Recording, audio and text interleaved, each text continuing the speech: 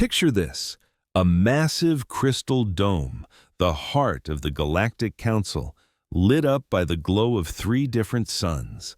Inside, delegates from 200 alien species are all staring down at one tiny group, the humans. Next to the towering Vorak warriors and the giant shell-covered Krex elders, the humans looked like children at a grown-up's table. At the center of it all stood Ambassador Sarah Chen, hands clasped behind her back. She looked cool as a cucumber, but anyone who really knew humans could see the tension coiled in her shoulders. Behind her, her team of 5 sat in simple dark suits, looking painfully plain against the wild mix of shimmering robes and battle armor around them. Floating above everyone was Speaker Valdris, an ancient energy being whose voice echoed through the hall without a mouth. His people, the Athetherans, had been zipping between stars for over 10,000 years. To them, humanity was just a clever new species that had barely figured out how to leave its own backyard. The Council recognizes Commander Thrak of the Vorak Empire, Valdris announced. A monster of a warrior rose from his seat. Thrak stood nearly 9 feet tall with claws that could shred steel. His red skin was a roadmap of scars from countless battles, each one a trophy of victory. The bony crests on his head marked him as a high-ranking commander, a warrior who had never tasted defeat. "Honored Council," Thrak's voice boomed, rattling the very air. "The Vorak Empire must address a serious issue. The humans have laid claim to 17 star systems in the outer spiral. These systems are rich with resources that rightfully belong to the established powers of this council." A wave of murmurs swept through the chamber. Many of the aliens nodded. After all, humans had only been on the galactic scene for 50 years, a blink of an eye. Thrak's voice grew louder.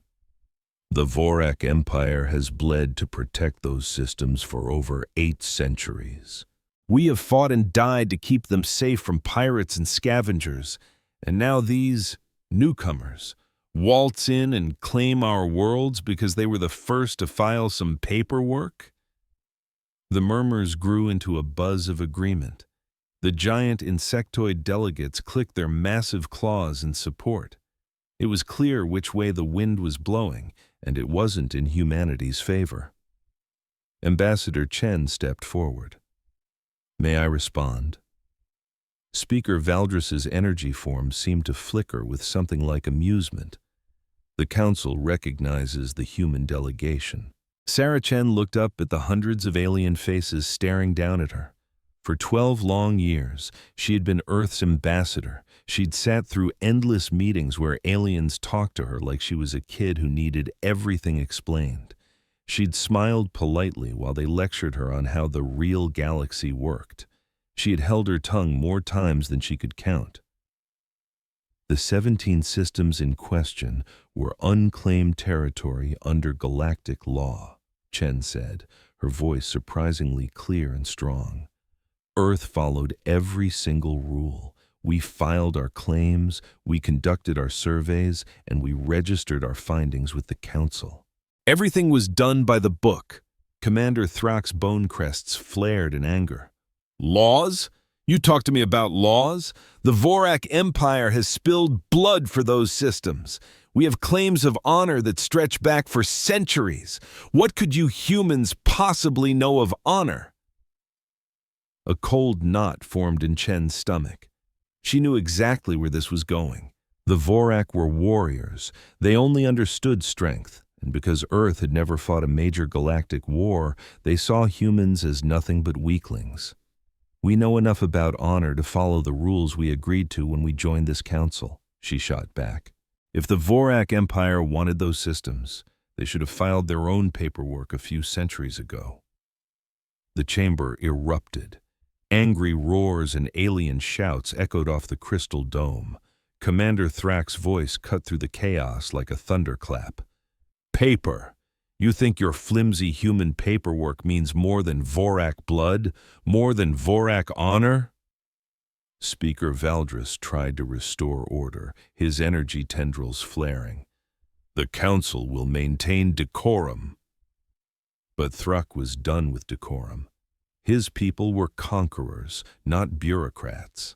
They weren't about to be lectured by a species that had just figured out space travel. "The Vorak Empire issues this ultimatum," Thrak declared, pointing a claw at the human delegation. "The humans will withdraw all claims within 30 standard days. You will pay for this insult to our honor, and you will learn that junior species do not challenge their elders." The entire chamber went dead silent. This wasn't diplomacy. This was a threat. Disputes were supposed to be handled by committees over years, not with crude ultimatums. Ambassador Chen's heart pounded, but her voice was steady as a rock. "Earth rejects this ultimatum. We will not give up what is legally ours because you threaten us." Commander Thrak's claw screeched as he scraped it against his metal seat. "Then you will learn what happens when little creatures forget their place." Speaker Valdris pulsed with alarm. "Commander Thrak, the Council strongly advises against this path." Thrak just snarled. "We have used your proper channels for 50 years. We have watched as cowards who have never fought for anything claim the prizes we sacrifice for. No more. The humans will learn respect, or they will be taught it." The massive warrior locked his eyes on Ambassador Chen. 30 days, human. Withdraw your claims and pay us tribute, or face the might of the Vorak Empire." Chen stared right back, not giving him an inch. The tension in the room was so thick you could cut it with a knife. Most of the delegates looked horrified. They liked their conflicts neat and tidy, solved with words, not warships. "Earth's position has not changed," Chen said quietly but firmly. "We will not be bullied." Thrak's bone crests flared one last time. He turned and stormed out of the chamber, his delegation marching behind him. The sound of their heavy footsteps was the only thing you could hear in the stunned silence. Speaker Valdris floated down toward the humans. "Ambassador Chen, perhaps you should reconsider. The Vorak take their honor very seriously. Surely a compromise is possible." Chen looked up at the ancient being. Valdris was over 3,000 years old. He'd seen empires rise and crumble. To him, this was just another petty argument. "With all due respect, Speaker," Chen said, "Earth cannot allow military threats to overturn galactic law. If we surrender now, every bully in the galaxy will think they can take whatever they want from us." Several of the other delegates nodded. They might think the humans were being reckless, but they understood the principle. Giving in to one threat only invites more. An elder from the Krek species spoke up, his voice like grinding rocks. "The humans show courage, but not wisdom. The Vorak are powerful. Their fleets are legendary." Ambassador Chen simply nodded. "We appreciate your concern, Elder, but Earth has faced down bullies before." A few of the aliens made sounds that sounded suspiciously like laughter. They all knew about Earth's violent history, but they saw it as primitive brawling, not real warfare.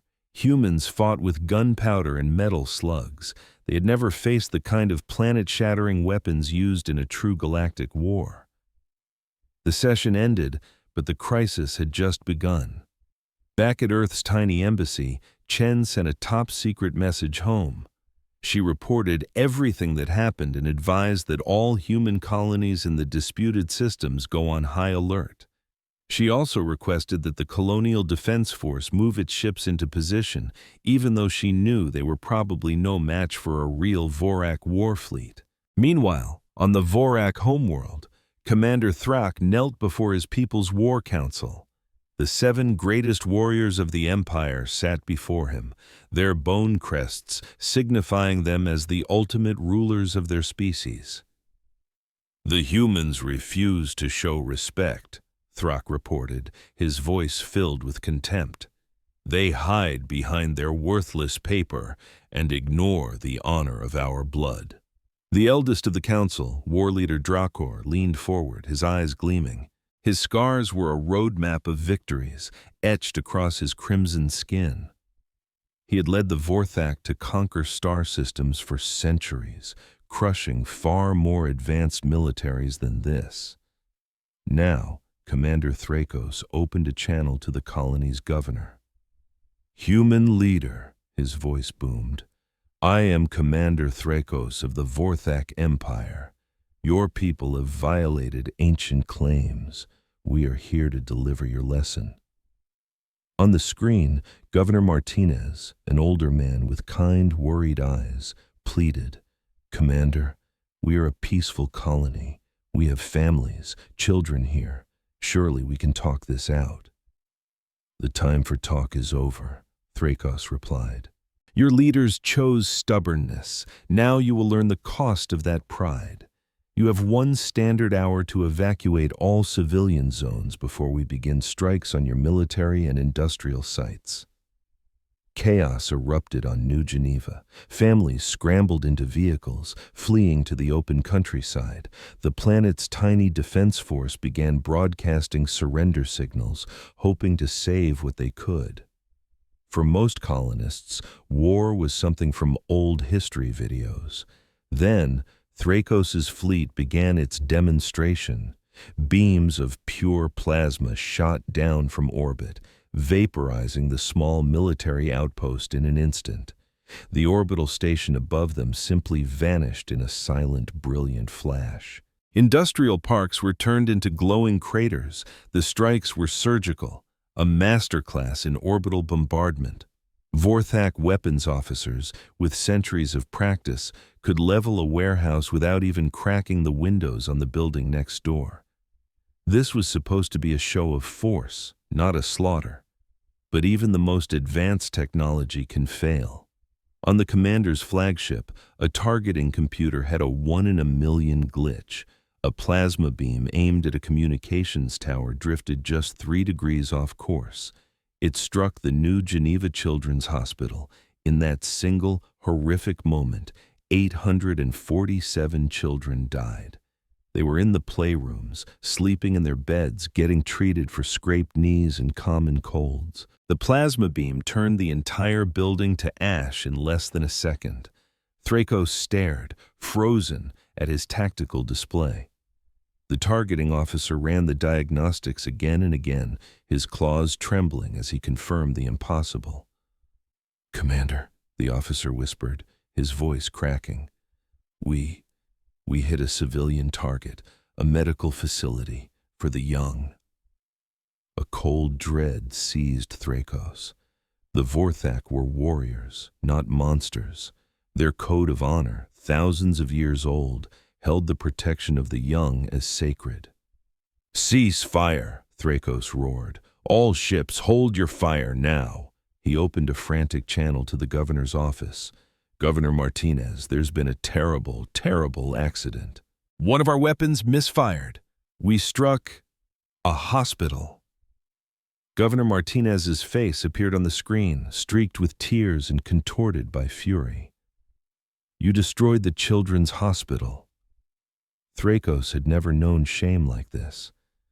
"Governor, I swear to you it was not our intent. Our targeting systems failed. We will offer immediate aid, full reparations, anything you ask." But Martinez had already cut the feed. Within hours, the news screamed across human space. Horrifying images of the smoldering crater where the hospital once stood were on every screen. The names and faces of the children were broadcast on a continuous, heartbreaking loop. The entire galaxy watched as humanity grieved. In her embassy, Ambassador Chen saw the news. She sat in perfect silence, staring at the list of names. 847 names, 847 lives that would never be lived. Then, she picked up her phone. She made a series of quiet, brief calls, first to Earth's central government, then to military leaders, then to contacts scattered across every human world. The message was always the same. The children are gone. and someone is going to pay. The Galactic Council scrambled for an emergency session. The Vorthak offered a formal public apology and promised unimaginable reparations. Commander Thrakos took full personal responsibility. By every known galactic law, the incident should have ended there. But then, humanity went quiet. For 3 full days, not a single human official spoke. Earth's embassy refused all calls. Every human colony in the galaxy went dark. The silence was absolute, and it was terrifying. On the 4th day, Ambassador Chen walked into the council chamber. She seemed smaller, her face pale and etched with grief. The entire assembly watched her approach the podium. The government of Earth accepts the Vorthak Empire's apology for the tragic accident at New Geneva, she said, her voice a fragile whisper. We acknowledge the deaths were not intentional. A wave of relief washed over the chamber. A galactic war had been avoided. Humanity will be reasonable, Chen went on. Earth hereby gives up all claims in the disputed systems. We will sign any treaty the Vorthak Empire puts forth. We want no more conflict.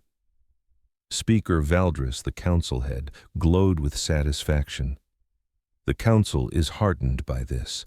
Ambassador Chen, your people show great wisdom. Chen gave a slow, somber nod. We are a young species after all. We have much to learn. She turned to go, but then paused as if she'd just remembered something. There is one small thing. To help our people heal, Earth requests permission to build a memorial for the children. Something simple. We ask for 30 days to complete this project before we sign the final accords. It sounded so completely reasonable. Every species there understood the ritual of mourning. Granted, Speaker Valdris said without hesitation. Take all the time you need. Chen bowed her head and walked out of the chamber. As the alien delegates began chattering about how mature the humans were, none of them realized she never specified what kind of memorial she was planning to build. And none of them knew that for every second since the first child died, humanity had been secretly preparing for war. The eerie silence was about to break, and the galaxy was about to learn that humans don't build their memorials out of stone. For 50 years, humanity's legendary industrial might had been sleeping. After joining the Galactic Council, Earth had agreed to scale back its military to focus on trade. The giant shipyards that birthed humanity's first star fleets were now building cruise liners. Weapons plants were making appliances. The galaxy saw this as a sign that humans were finally becoming civilized. They had no idea what was hidden. Deep beneath Cheyenne Mountain, Admiral Marcus Rodriguez stared at screens most people thought had been decommissioned decades ago. He was 63 years old, with silver hair and hands scarred from his days in the Marines. He'd fought in the last wars before the Council, and he never forgot what his people were capable of when they were pushed too far. "Report," Rodriguez commanded. Colonel Sarah Kim looked up. She was young, but her family was from old Korea, and the concept of total war was in her blood. "All defense contractors have been activated," she said crisply. "Lockheed Martin is converting its civilian ship lines. Boeing has brought its military engineers out of retirement. The Russians have unsealed their old weapons vaults. China just lit up its hidden shipyards." Rodriguez nodded grimly. Earth had signed treaties, yes, but humans had learned long ago that you never, ever give up your sword. Secret facilities, mothballed fleets, retired experts on standby. It had all been kept ready just in case a day like this ever came. "What's the status on the colonies?" "Every human world outside this system is evacuating non-essential personnel," Kim replied. "The mining colonies are moving their heavy machinery to fortified locations. The farm worlds are stockpiling food and medical supplies." Rodriguez turned to the main screen, which glowed with the positions of every known Vorthak ship. The alien empire was a giant. Their 12 battle fleets numbered over 3,000 capital ships, each one bigger and more powerful than anything in Earth's official public navy. But Rodriguez wasn't interested in the public navy.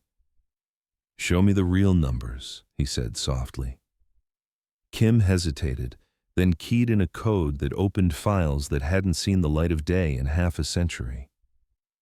"Sir, if we activate everything, Project Deep Strike has 1,800 ships ready for immediate launch. We can have another 3,000 combat ready in 6 months. And the stockpiles, we have enough antimatter warheads to turn every single Vorthak planet to glass, all at the same time." The other officers in the command center went dead silent, the sheer scale of humanity's hidden rage finally revealed. For 50 years, Earth had played the part of a peaceful, harmless species, all while secretly gearing up for a kind of all-out war the rest of the galaxy had long forgotten. General Rodriguez stared at the numbers. Humanity's first steps into the cosmos had been a series of brutal lessons in survival. We'd fought pirates, hostile aliens, and bled over scarce resources. The Galactic Council promised peace, but humanity never forgot that true peace is bought by being ready for war. "What's the Vorak response to our diplomatic moves?" he asked. Colonel Kim brought up the intel. "Commander Thrax has been recalled. He's facing a formal inquiry over what they're calling the New Geneva Incident." War leader Dramok made a public statement expressing his deep regret for the accident. Kim continued, "They're offering to pay for the hospital reconstruction and give compensation to the families, but their military posture hasn't changed. They've got a few token patrols in the disputed systems, but nothing that says they're expecting a fight. Their latest intelligence report rates humanity as a minimal military threat." A ghost of a smile touched Rodriguez's lips. The Vorak were excellent soldiers, honorable warriors, but that was the problem. They thought like soldiers. They expected angry words and protests. They thought any human retaliation would follow their own playbook, direct, honorable clashes between armies with clear rules. They had absolutely no clue what humanity's real war doctrine was. "Activate Operation Memorial," Rodriguez said, his voice flat. Colonel Kim's fingers hovered over the console. "Sir, once we start this, there's no turning back. They'll see what we really are." Rodriguez's mind flashed with images from New Geneva. 847 small coffins, 847 families shattered, 847 futures snuffed out by what the Vorak called an accident. "Good," Rodriguez said softly. "It's about time they learned." All across human-controlled space, the true war machine began to stir. Hidden shipyards hummed to life. Sealed weapons facilities unlocked their blast doors. Retired officers got the call and reported for duty. Scientists working on civilian research projects were suddenly reassigned to military applications. But from the outside, none of this was visible. The Vorak intelligence services watched Earth's public channels and saw exactly what they were meant to see. A species grieving, trying to find solace in diplomacy. Human news channels were filled with memorial services and calls for peace. The official human military remained on normal alert. The handful of human warships in space just kept to their routine patrols. Aboard the Vorak flagship, Commander Thrax was writing his official report on the New Geneva Incident. The inquiry board would pick apart his actions and decide if he'd broken military protocol. He fully expected to be stripped of his command, maybe even exiled from the warrior caste. It was a steep price for a mistake, but Thrax accepted it. He was in charge of the mission, so he was responsible for its horrifying outcome. That was the Vorak way. A leader takes the fall. His aide entered his quarters, bowing low. "Commander, a message from the human ambassador." Thrax looked up. "What now?" Ambassador Chen is requesting a private meeting. She says Earth wants to discuss the memorial arrangements to make sure they don't violate any of our cultural sensitivities. Thrax frowned. The request actually seemed considerate. Most species would want to make sure their memorials didn't accidentally insult the very people involved in the tragedy. Schedule the meeting, Thrax ordered, and tell the ambassador I'll answer any questions she has. The families of the dead deserve to know exactly what happened. 3 days later, Ambassador Chen arrived at the Vorak embassy on the neutral station Kepler Prime. She came by herself, no guards, no aides. She wore a simple black dress, the traditional human attire for mourning. Thrax met her in a private conference room. Up close, the massive Vorak commander was even more intimidating, but Chen saw his bone crests were dull, a sign of deep shame among his people. Ambassador, Thrax began formally, I need you to know I take full responsibility for New Geneva. If I could trade my life for those children, I would do it in a heartbeat. Chen watched his face, recalling the intel files on Vorak psychology. Everything about his posture screamed genuine remorse. This was a warrior whose own code of honor had been broken by his actions, and the guilt was devouring him. I believe you, Chen said, her voice quiet. Our technical analysis confirms it was a weapon malfunction, not intentional targeting. Thrax's powerful forearms relaxed just a little. Then you understand. We are not monsters. It was truly an accident. I understand you never meant to kill children, Chen replied. But Commander, you need to understand something about us. Intent doesn't matter when our children are dead. A chill in her tone made Thrax's warrior instincts flare. Chen still looked small and fragile, but something about her had changed. She felt cold. What are you saying, Ambassador? Chen reached into her bag and took out a small holographic projector. She clicked it on, and the air above the table filled with images. The first was of New Geneva's Children's Hospital before the attack. Thrax could see little human kids playing in the gardens while their parents watched. It was a picture of pure innocence. The second image was the same spot after his ship's plasma strike. Nothing was left but a crater of scorched earth and twisted metal. Rescue workers were picking through the rubble, but Thrax could tell from their body language they knew there were no survivors. 847 children, Chen said, her voice still a whisper. The youngest was 2 years old. The oldest was 16. They died instantly, so at least they didn't suffer. I suppose that's something. Thrax stared, the weight of his shame crushing him. Ambassador, we have offered full reparations. By Galactic law, Chen cut in, was written by species who fight civilized wars. Species that have learned to set limits, to follow rules of engagement. Species who think of war as a contest, not a fight for survival. The hologram shifted, now showing grainy historical footage from Earth. Thrax saw cities engulfed in fire, vast armies clashing over shattered landscapes, and weapons that turned whole continents into glowing wastelands. This, Chen said, is how humans learn to fight, not with honor codes, not with limited objectives. We learn that when something threatens your family, your children, your future, you don't fight to win. You fight to make sure the threat can never, ever rise again. Thrax's claws slid out instinctively. His training screamed that he was in mortal danger, but his mind couldn't make sense of it. Chen was unarmed, alone, and physically no match for him. Yet her presence was tripping every survival alarm in his body. What are you saying? He asked again. Chen switched off the projector and put it away. When she met his gaze, her eyes were unnervingly calm. I'm saying you need to understand the kind of memorial we're building for those children, she said. It won't be made of stone. It's not something you can visit.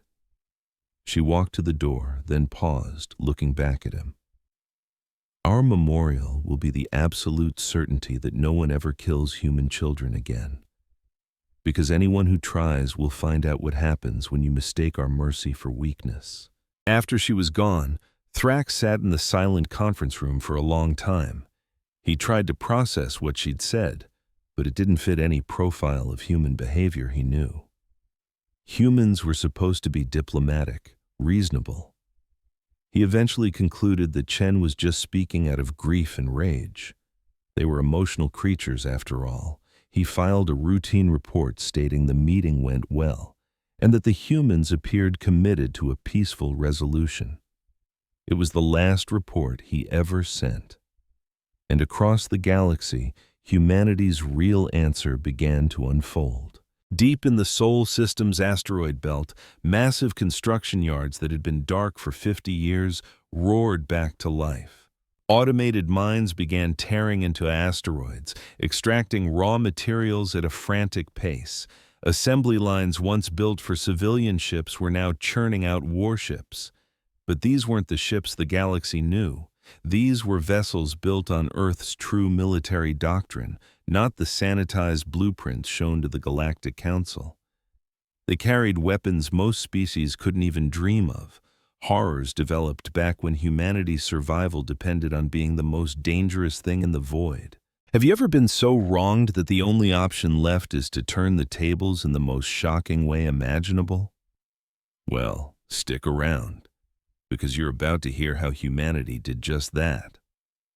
Admiral Rodriguez gazed at the production reports, a feeling of cold satisfaction washing over him.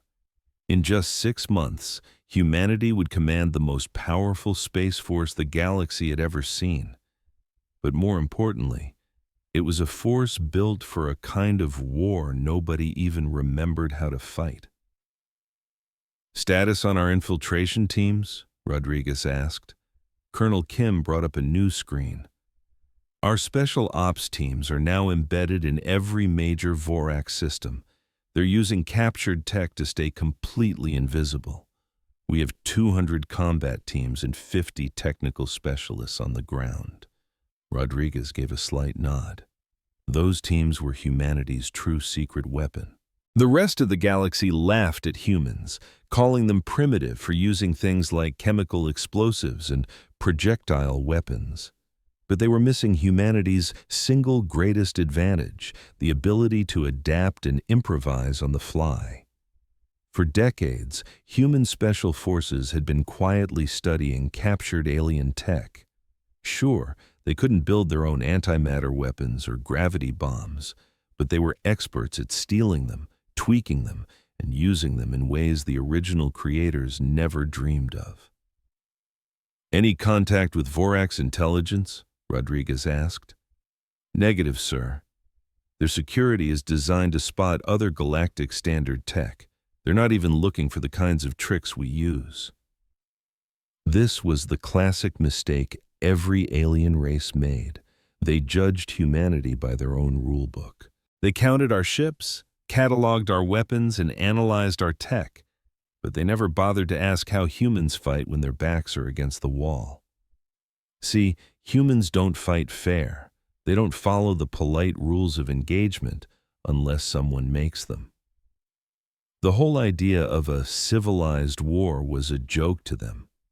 When pushed to the brink, humanity always fell back on the same brutal survival instinct that got them through 10,000 years on a planet where everything was trying to eat them. "What's the word from the Galactic Council?" Rodriguez inquired. "They're very impressed with our diplomatic maturity," Kim said with a ghost of a smile. "Several species have praised our peaceful handling of the New Geneva incident. The Athetheran Collective even put out a statement applauding humanity for choosing compromise over conflict." Rodriguez looked at the tactical map showing the Vorax fleet spread across the galaxy. 12 massive battle fleets guarding an empire that had stood for over 2,000 years. Very soon, they were all about to find out what human compromise really meant. Timeline for Phase 1? All our teams will be in final position within 18 days. Once we give the go-ahead, the Vorax Empire will have about 72 hours before their entire command and control network is completely ours. Having been in his fair share of conflicts, Rodriguez knew the most nerve-wracking moment was always the silence right before the storm. Once Operation Memorial started, there was no calling it off. Earth was about to show its true colors to the galaxy, and the political fallout would echo for centuries. But every time a sliver of doubt crept in, Rodriguez pictured the images from New Geneva. 847 small bodies being pulled from the rubble of a children's hospital. 847 families shattered forever. The Vorak had wanted to teach humanity a lesson about consequences.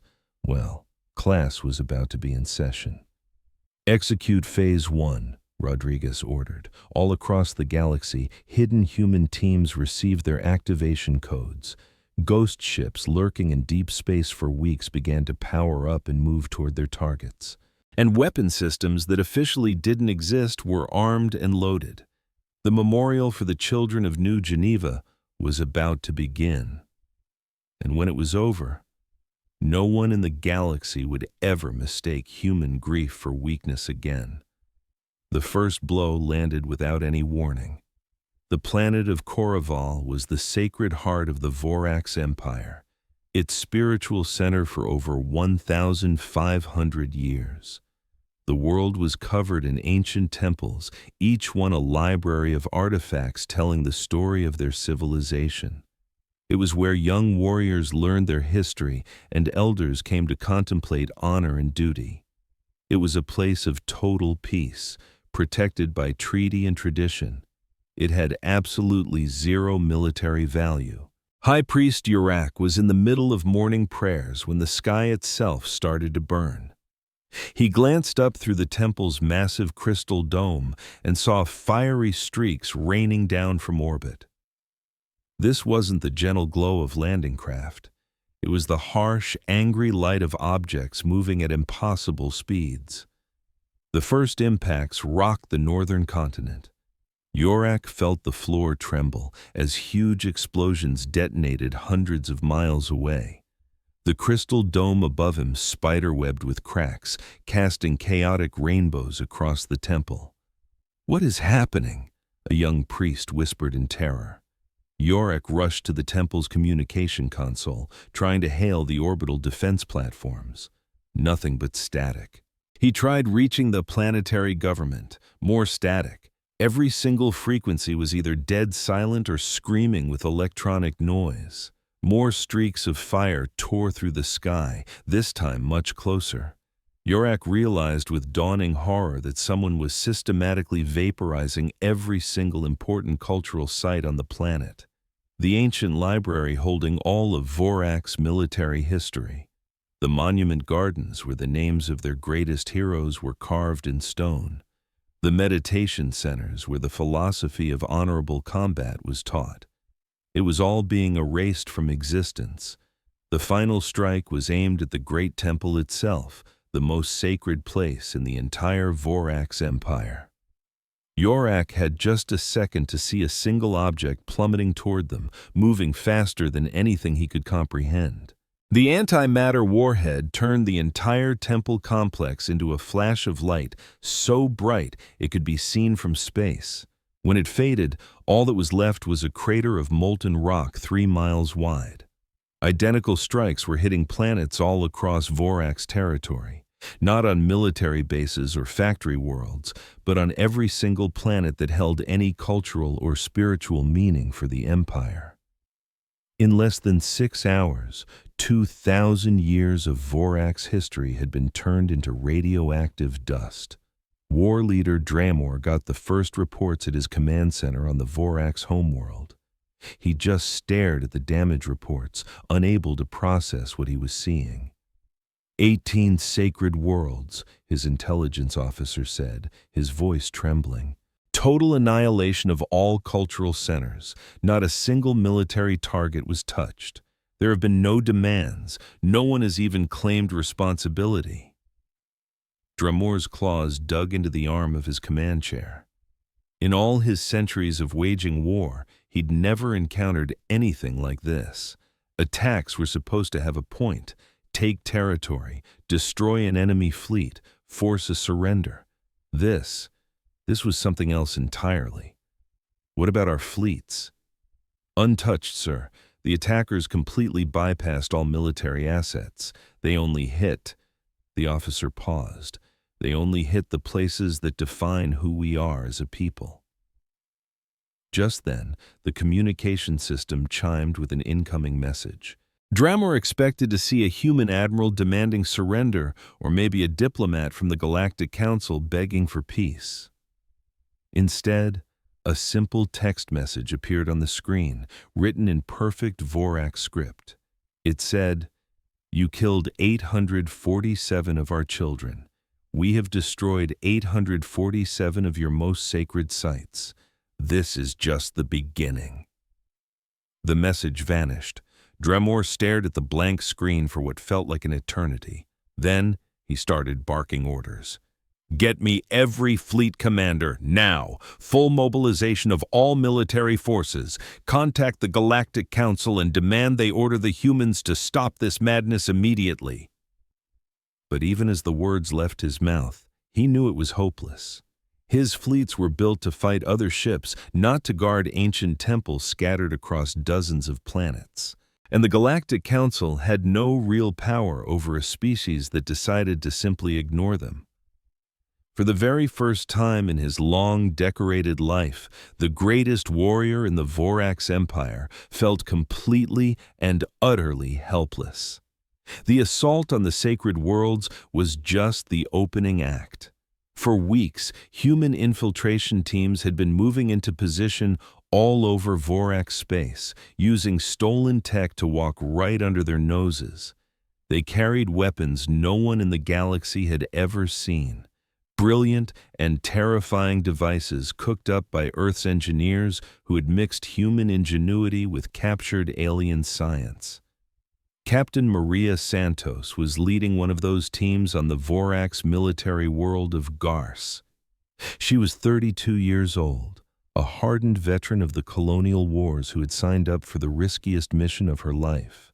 Her team was made up of 12 special operations soldiers, every one of them an expert at operating alone in the dark. "We're approaching the Gark Naval Academy," Santos whispered into her comms as her team slipped through the alien city like shadows.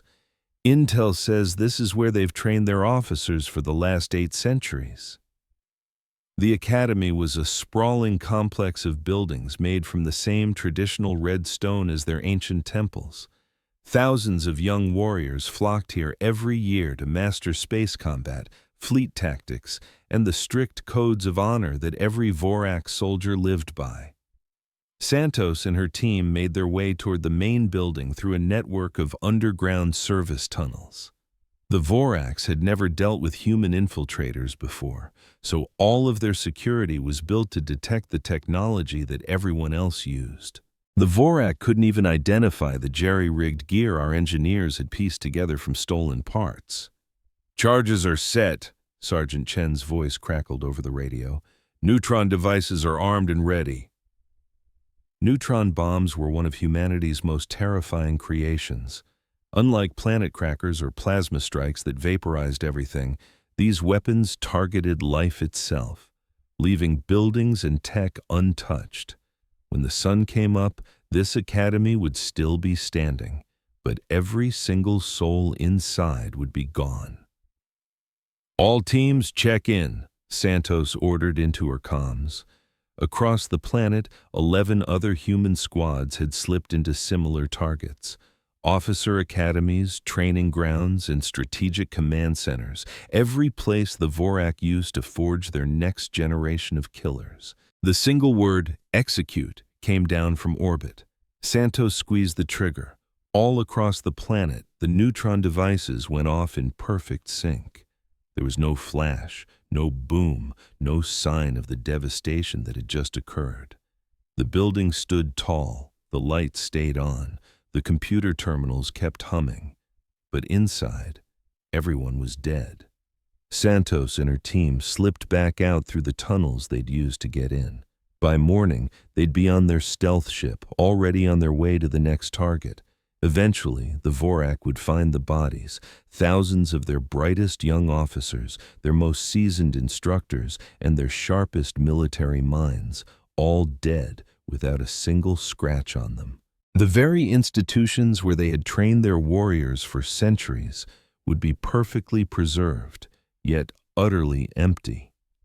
It would take the Vorak Empire decades, maybe more, to rebuild its military leadership. By then, it wouldn't matter. This same scene was playing out across all of Vorak space. Every military academy, every training facility, every institution that churned out Vorak soldiers was being systematically erased. The humans weren't fighting the Vorak army. They were gutting its ability to ever fight again. From his command bunker deep inside Cheyenne Mountain, Admiral Rodriguez watched it all unfold. Status reports streamed across his screens as human teams wrapped up their missions across the galaxy. Phase 2 was complete. Colonel Kim on the line, the comms officer announced. All primary targets neutralized. We estimate Vorak military training capacity is down by 97%. Rodriguez stared at the tactical maps. In less than 48 hours, humanity had completely crippled the Vorak Empire's power to sustain a long-term war. But this was only the beginning of Operation Memorial. "What's the status on Phase 3 preparations?" he asked. "All assets are in position," Kim confirmed. "We're ready to begin the systematic elimination of Vorak population centers." Rodriguez took a deep breath.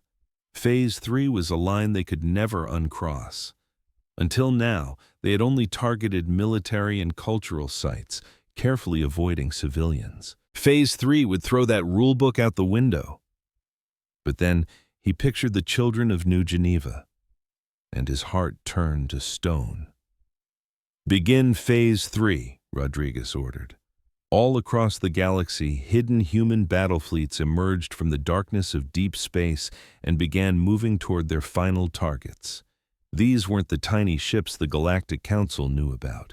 These were massive warships, built in secret over the last 50 years. Each one had enough firepower to turn an entire planet to glass. On the Vorak homeworld of Korath, the approaching human fleet was the first sign of trouble. Long-range sensors screamed, picking up 60 ships dropping out of hyperspace at the system's edge. War leader Dramor stared at the readings, baffled. Every piece of intel he'd ever seen claimed the humans had fewer than 30 capital ships. And yet, his sensors were showing double that number, with energy signatures suggesting they were far more powerful than anything Earth was supposed to have. "Open a channel to the human fleet," Dramor commanded. The main view screen flickered to life, showing the bridge of the human flagship. A woman in a simple military uniform, maybe middle-aged, stared back at him. Her name tag read Admiral Chen, likely a relative of the human ambassador who had once met with Commander Thrayer. "I am War Leader Dramor of the Vorak Empire," he said, using the formal address for military commanders. "You have entered our space without permission and committed acts of war against my people. I demand you explain yourselves." Admiral Chen just looked at him for a long moment. "War Leader, my name is Admiral Lisa Chen," she said calmly. "I'm here to deliver a message from the government of Earth." "Then deliver it," he snapped. "The message is simple," Chen said, her voice like ice. "You killed our children. Now, we're going to destroy everything you love. Your sacred worlds are gone. Your military academies are tombs. Your cultural history has been erased. And now, we're coming for your civilians." Dramor felt his blood run cold. You can't mean to attack civilians. That violates every law of civilized warfare." Admiral Chen's expression never flickered. "War Leader, you seem to think this is a civilized war. It's not. This is something we humans call total war. It means we don't stop until our enemy has ceased to exist as a functioning civilization. The connection cut out. Dramor stared at the blank screen, his mind reeling. In all his years studying galactic military history, he'd never even heard of total war. Civilized races fought over territory, resources, or politics. They didn't fight to utterly annihilate their enemies, but apparently humans did. "Get me the Galactic Council now!" Dramor yelled. "Tell them the humans are planning to commit genocide against the Vorak people. Demand they intervene immediately." His communications officer frantically worked the console for several minutes before turning back, his face pale. "War leader, I can't get through to the council chambers. All frequencies are being jammed." Dramor felt a new wave of dread. The humans had thought of everything. They had cut the Vorak Empire off from any possible help before starting their final attack.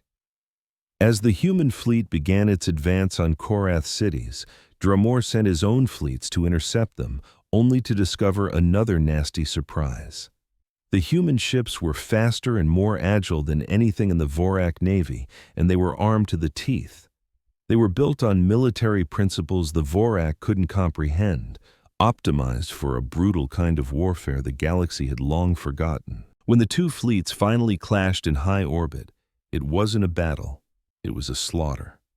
The human ships tore through the Vorak formations like sharks through a school of fish, their weapons slicing through alien shields like they weren't even there. In less than 2 hours, the entire Vorak home fleet, the pride of their empire, was nothing but shattered metal drifting in space. Admiral Chen's face appeared on the screen again. "War leader, you have a choice. Evacuate your civilians and give up all claims to the disputed systems, or you can sit there and watch us burn your world to ash." Dramor looked at the tactical display showing the wreckage of his fleet, then at the human ships taking up positions over his planet's largest cities. "You've won," he whispered. "The Vorak Empire offers its unconditional surrender. Please, spare my people." "The Vorak Empire," Admiral Chen replied coolly, "no longer exists. What happens to your people now depends entirely on whether they understand that." The channel went dead, leaving Dramor to stare at his planet's new, horrifying reality. In less than 3 days, the great Vorak Empire, a power that had ruled its corner of the galaxy for 2 millennia, had been completely dismantled as a political and military force. Their sacred worlds were now radioactive wastelands. Their military academies were silent graveyards. Their mighty battle fleets were just junk floating in orbit. And the humans weren't done. The message was already spreading. Reports were flooding in from all over the galaxy. Every species with ties to Earth was receiving the exact same transmission. "This is what happens when you kill human children. Learn from our example." The galaxy was finally starting to realize it had made a catastrophic miscalculation about humanity. Earth wasn't some peaceful, up-and-coming species trying to learn the ways of civilization. Earth was a predator that had just been pretending to be civilized, and the act was now over. The Galactic Council scrambled to hold an emergency session, but the chamber descended into chaos. Representatives from 200 species shouted over each other, a storm of fear and panic in dozens of languages. The chamber's massive crystal dome, which usually bathed them in soft starlight, now felt like the lid of a trap. Speaker Valdris hovered in the center, his energy-based form flickering with anxiety. In his 3,000 years of existence, he had never seen anything like the swift, systematic annihilation of the Vorak Empire. Ancient civilizations were supposed to fade away slowly, over centuries, or even millennia. They weren't supposed to be wiped off the map in less than a week. "Order!" Valdris boomed, his voice echoing through the chamber. "The Council will maintain its decorum." But there was no decorum to be had as the horrifying reports kept pouring in. The Vorak homeworld was now under human military occupation. Fleets of refugee ships, carrying the survivors from 18 different sacred worlds, were now scattered and helpless across neutral territory. Imagine a warrior empire that stood for 2,000 years, a culture built on pride and conquest. Now, picture them turned into homeless beggars in less than 72 hours. That's what the Galactic Council was staring at. Elder Kais of the Krex was the first to speak, his massive shell clicking with disbelief. "How is this possible?" he demanded. "Our intelligence said the humans were a minor military power. Their entire fleet was only 28 ships." Across the chamber, Ambassador Chen sat with the human delegation. She looked so small, so fragile. But behind her, the other human reps had this calm look on their faces, a look that was somehow more terrifying than any open rage. "The question isn't how they did it," rumbled Ambassador Thexar of the Zepyrian hegemony. "The real question," he said, "is why?" This level of annihilation was completely out of proportion for what happened on New Geneva.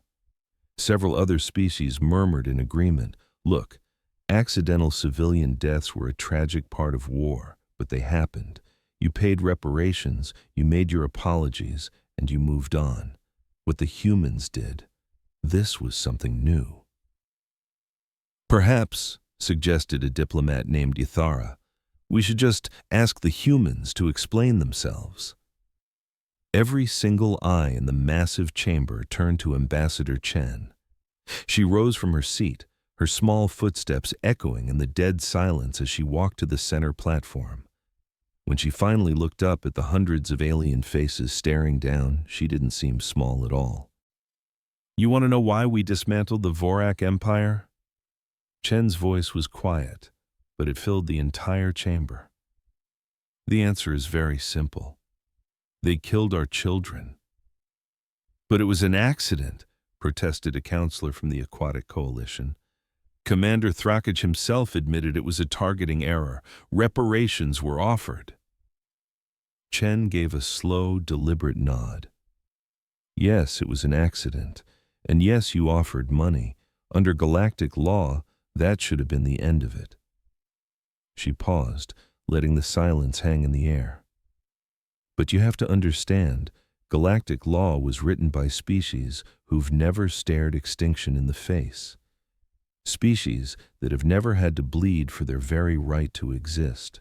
You're all species who can afford to see war as a game," she continued, her voice gaining strength. "A contest with rules and referees."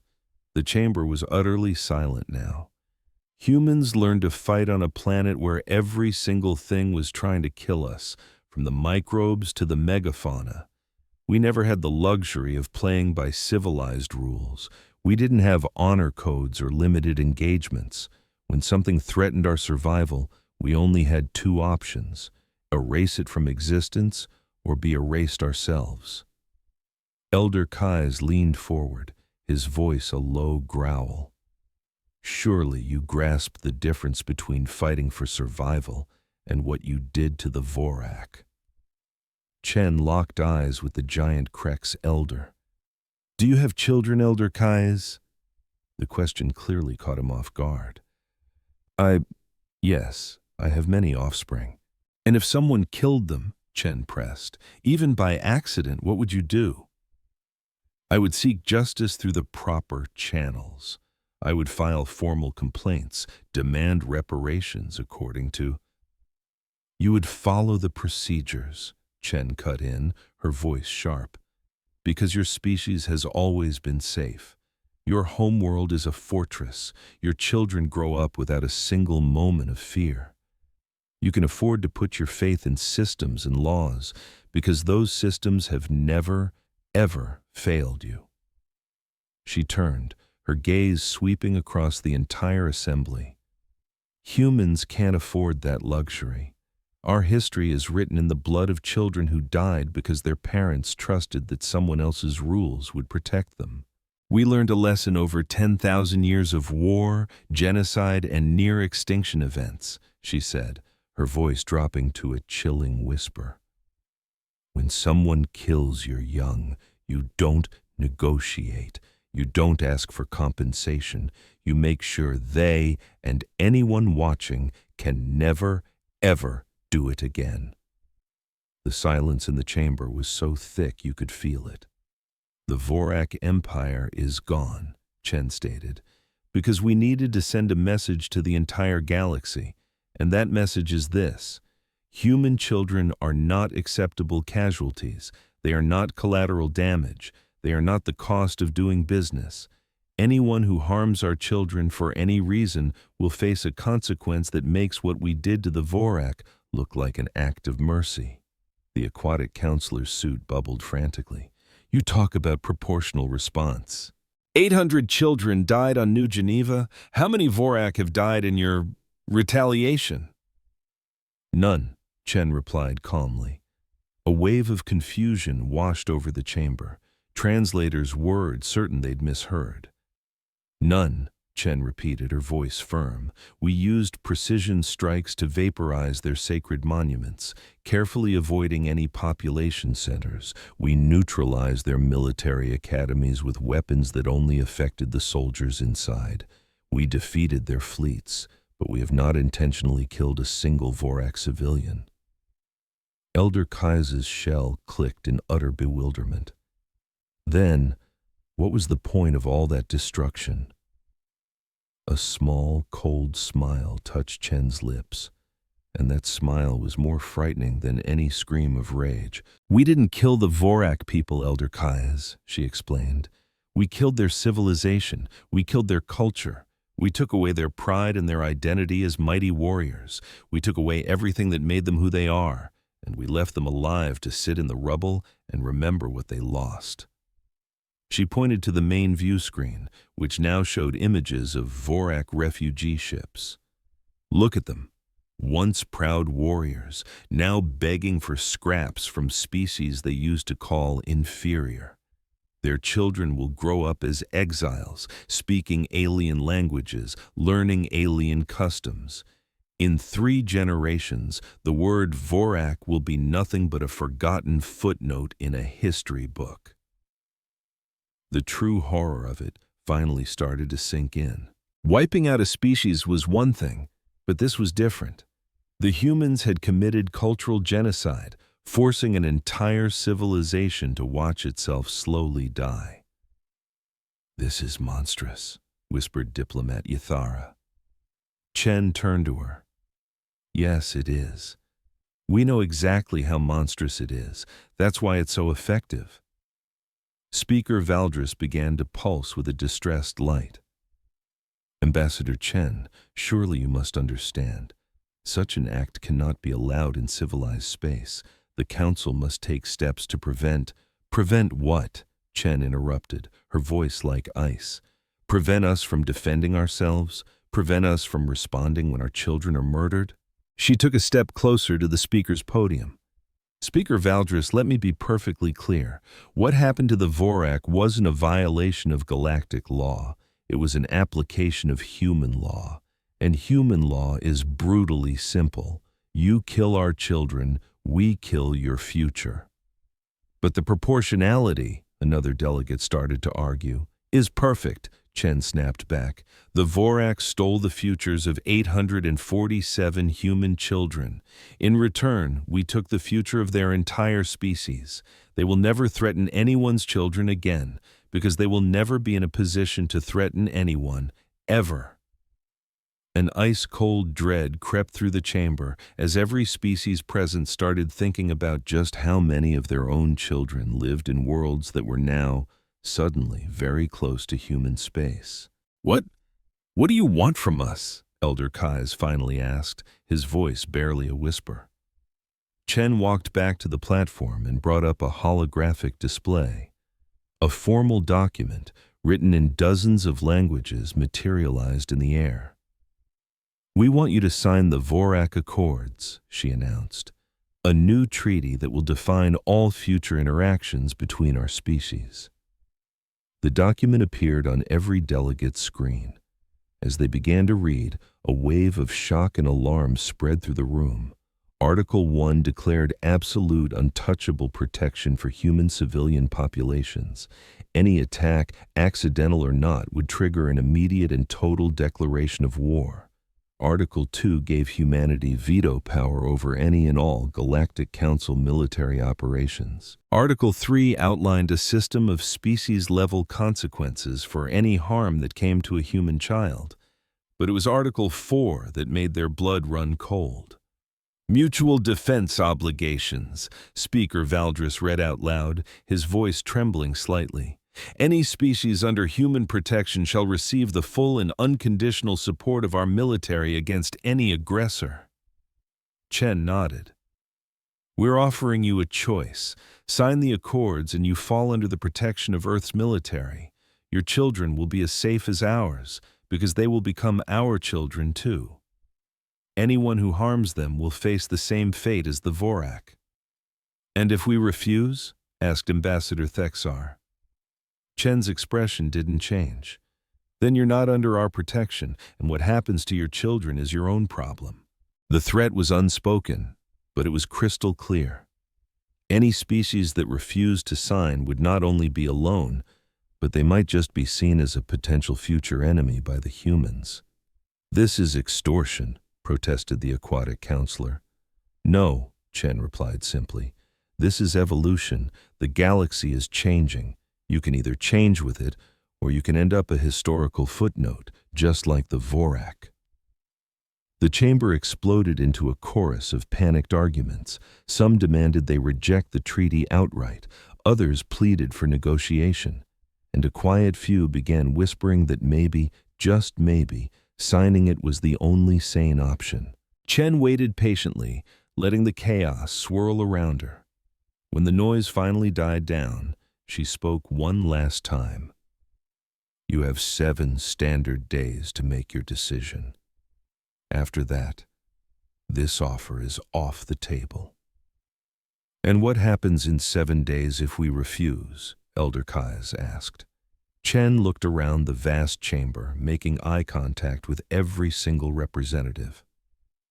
In 7 days, if you refuse, we withdraw from this Galactic Council. We seal our borders. We cut off all contact with alien life, and we begin preparing for the day when one of you makes the same mistake the Vorak did. The silence that followed was absolute. You would cut yourselves off from the entire galactic civilization? Speaker Valdris asked, completely stunned. If that's what it takes to keep our children safe, Chen replied, yes. For 10,000 years, humanity looked up at the stars and dreamed. For the last 10,000, we've had to fight for our survival among them. Now, we're giving you a choice. You can join us in building a galaxy where no one has to be afraid again, or you can become another problem we have to solve. As that message echoed in the Great Hall, you could feel the galaxy's axis tilt. This wasn't a negotiation. It was a declaration. Humanity was rewriting the rules. For millennia, everyone had played the same game as equals. Now, they had to pick a side, stand with the humans or stand against them. And after what they did to the Vorthak Empire, it wasn't much of a choice at all. Ambassador Chen gathered her papers, her face a mask of calm. 7 days, she said, her voice cutting through the tension. In 7 days, we'll see who values their children's future and who's willing to bet it all on a losing hand.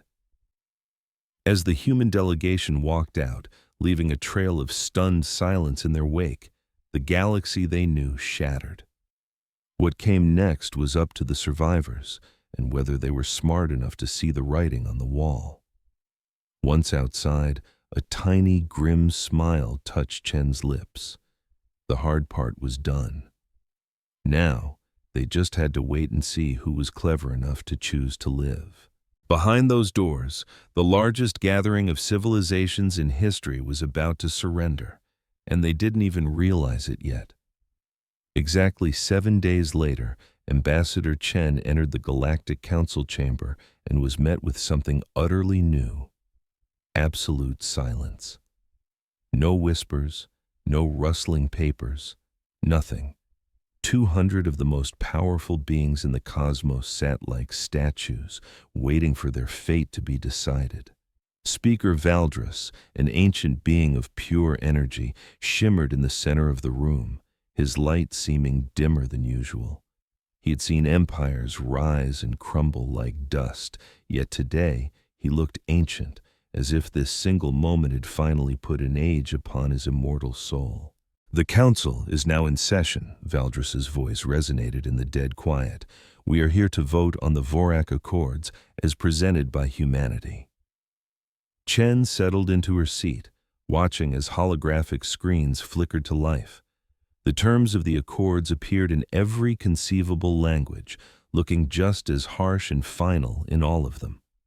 For 7 straight days, governments across the galaxy had been in chaos.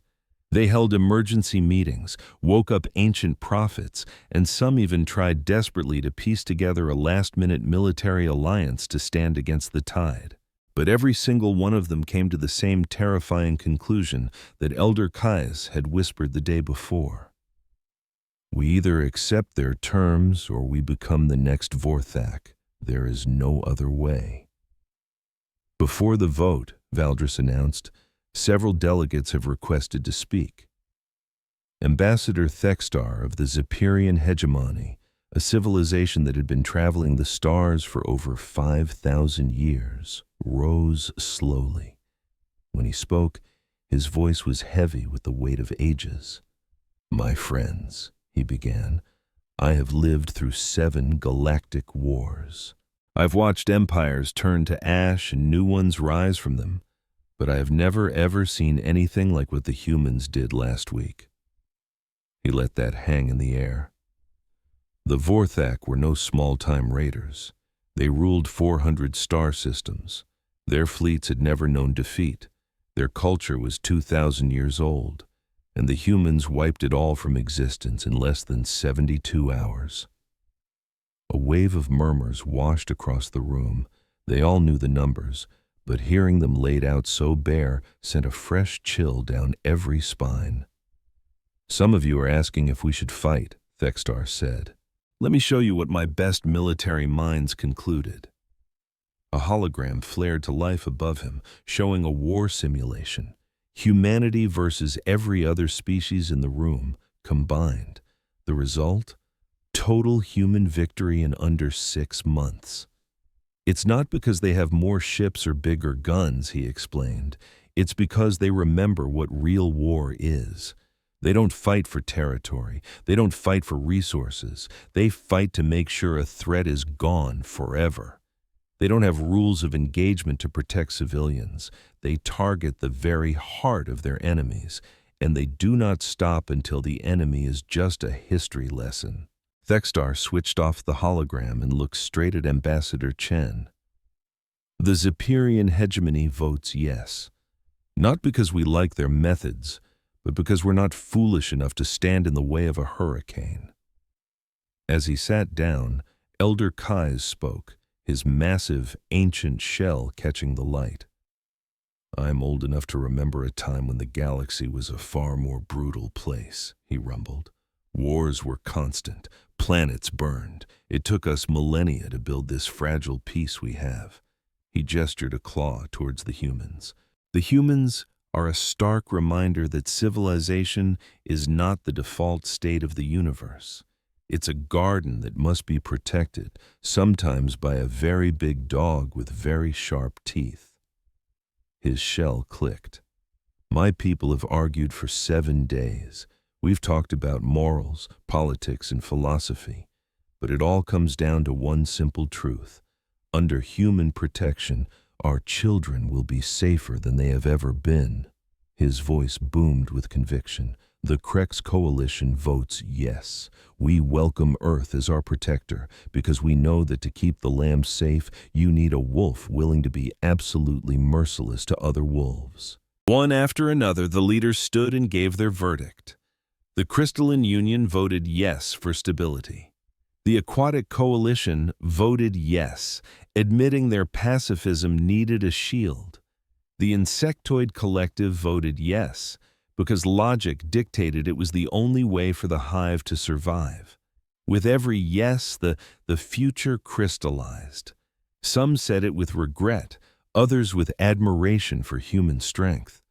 A few were honest enough to admit they were just plain scared, but in the end, they all said the same word. Finally, Speaker Valdres made the official call. The motion to adopt the Vorak Accords passes, 197 in favor, 0 opposed, and 3 abstentions. A new kind of silence fell. In a single moment, 200 galactic powers had just handed over their military autonomy to the newcomers from Earth. The age of cooperation was over. The age of humanity had begun. Ambassador Chen stood one last time. "Thank you for your trust," she said, her voice calm. "Earth accepts this responsibility." A star map appeared behind her, effective immediately. Every signatory to these accords is under the protection of Earth. An attack on any of you is an attack on us, and our response will be swift, final, and absolute. The map shifted, showing human fleets already moving, forming protective shields around vulnerable star systems. Our fleets are moving, our intelligence is watching, our diplomats are ready to solve problems before they start. She paused. "But remember, this is a two-way street. You will not start fires that we have to put out. You will not commit crimes that stain our reputation, and you will never, ever harm a human citizen." The warning was wrapped in silk, but it was as hard as steel. "What about those who didn't sign?" a voice called out. Chen's eyes drifted to the 3 delegations who had abstained, species known for their isolationism. "They are free," Chen said simply. "Free to choose their own path, but they will walk it alone. And when they meet something in the dark they cannot handle, they should not call on us for help." The message couldn't be clearer. You were either with humanity or you were on your own. The galaxy had split down the middle. You were either under humanity's wing or you were on your own. Speaker Valdres drifted closer to Ambassador Chen. "So what happens now?" he asked. "How does this new reality actually work?" Chen offered a small, firm smile. "It's very simple, Speaker. Earth guarantees that no species we protect will ever have to worry about the safety of their young. In exchange, we expect them to help us maintain a galaxy where that kind of promise is needed." She gestured to the memorial wall, installed during a week of tense negotiations. 847 names were etched into the stone, one for every child lost on New Geneva. "This wall will stay right here," she said, "so no one ever forgets why everything had to change. Every single delegate who walks into this room will see those names and be reminded of what happens when you decide human children are just an acceptable cost of war." Chen packed up her files ready to go. "The era of playing by civilized rules is over," she announced. "The age of absolute protection has started. Your children are safe because we will utterly dismantle anyone who even thinks of harming them. Your civilizations will survive because we will erase any power that threatens to destroy them." She started for the exit, then stopped and looked back at the stunned assembly. "This is the memorial we built for the children of New Geneva. It isn't a statue or some empty monument. It's a promise that no child anywhere in this galaxy will ever suffer the way they did." As Chen walked out, the chamber was filled with a thick, shocked silence. The delegates had just watched the entire foundation of galactic politics crumble. A balance of power that had lasted for thousands of years was simply gone, replaced by human dominance, a dominance built on their proven willingness to wipe a culture from existence. But as the initial shock faded, a strange new feeling started to take root in the hearts of many delegates. relief. For the very first time, they felt a profound certainty that their children were truly safe, not because of some treaty or law, but because a species now existed that would burn entire civilizations to the ground to keep the innocent from harm. Humanity had delivered on its promise. They had built a memorial for the children of New Geneva, and that memorial was the new galactic order itself. It was a system where hurting a child would bring down consequences so horrifying that no sane being would ever dare risk it. In the halls outside the chamber, ambassadors from dozens of species began adapting to their new world. They had to open direct lines of communication with Earth's military. They needed to sync their defense grids with human command. They had to rewrite their foreign policies to work under human supervision. But most of all, they had to make sure their own people understood the new, simple rules of the galaxy. And the rules were crystal clear. Human children were untouchable. Any species under human protection was untouchable. And anyone who challenged those facts would learn the true meaning of total war. Within a single year, the galaxy was transformed. Pirate fleets that had plagued trade routes for centuries just vanished, wiped out by human forces who refused to give an inch.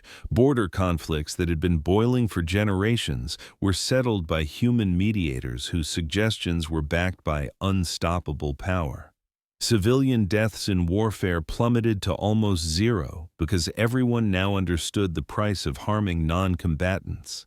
The scattered Vorak refugees, living on dozens of different worlds, were a constant, living reminder of what happened when you broke the new rules.